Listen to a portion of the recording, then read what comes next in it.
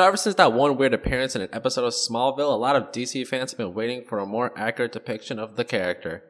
And ever since Zolo Marijuana has been casted as Jaime Reyes, it seems like good things were coming. So now as the movie has been out for a while, let's see if this was actually able to live up to the hype that the trailers promised. Blue Beetle was such a nice, enjoyable movie to see. It really matched the vibe the comics and other media with Blue Beetle had, and still made it enjoyable for newcomers. For a movie that was originally going to be made for streaming, I think it worked pretty well for the big screen. And while yeah, knowing the track of DC movies, not a lot of people are going to see this, unfortunately.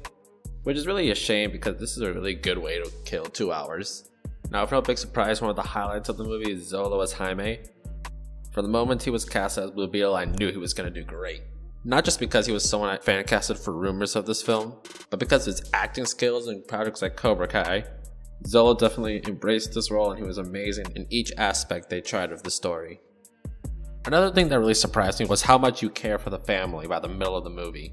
Like, I didn't think I would, but there's something that happens in the story and you honestly hope for the best for the family when watching. They also got the Hispanic representation down, like perfectly, with the family aspects of the environment of the city. Like, great job on the writers and director, because man, that was great. Just to give you an idea, there's a Vapor Rub reference in the movie. Like, yeah, that was a deep cut.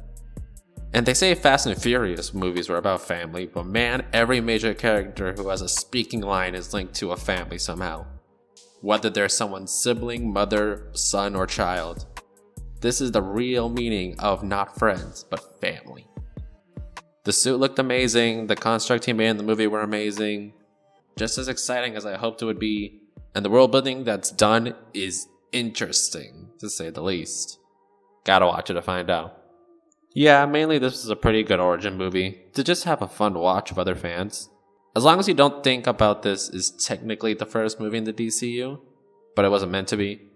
So don't think that Blue Beetle will be brought up in the future anytime soon. And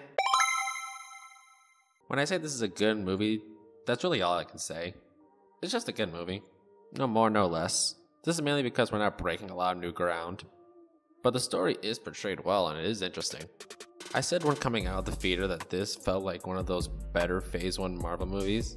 So much that most of the story beat felt so familiar to the ones of Iron Man 1, Ant-Man 1, even a little bit of Venom. Yeah, I didn't think I'd ever say that. This can be seen from different elements of the story, like a new holder of a previous hero identity, the symbiotic relationship with an alien object, to even an action scene in the streets of Palmer City similar to that of the fight between Iron Man and Ironmonger. But like I said, the previous movie cliches felt at least alright here. Another thing is that the Scarab's AI voice is Becky G. While most times it does sound like an AI voice with no emotion, I guess that is what makes the most sense. I just wish there was a personality in the voice near the third act when the Scarab and Jaime get more linked. Especially since Becky G could have made that work. Also, the villain, like most of Phase 1 Marvel movies, are bland. Main one is exactly how you'd think she's gonna be just by watching one trailer. And they for some reason try to give emotional reasoning for the side villain in the third act. Why? Don't know. Yeah, this won't be the greatest thing you'll see, but it's still good. And sometimes a movie can just be good. There's many reuses of movie story beats, but it's done in a different light here.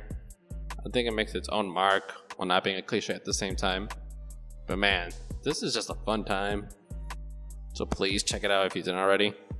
Everyone does amazing, score is cool, everyone's passionate behind this. We better get a sequel, because I need hope for these DC movies, man. I need hope.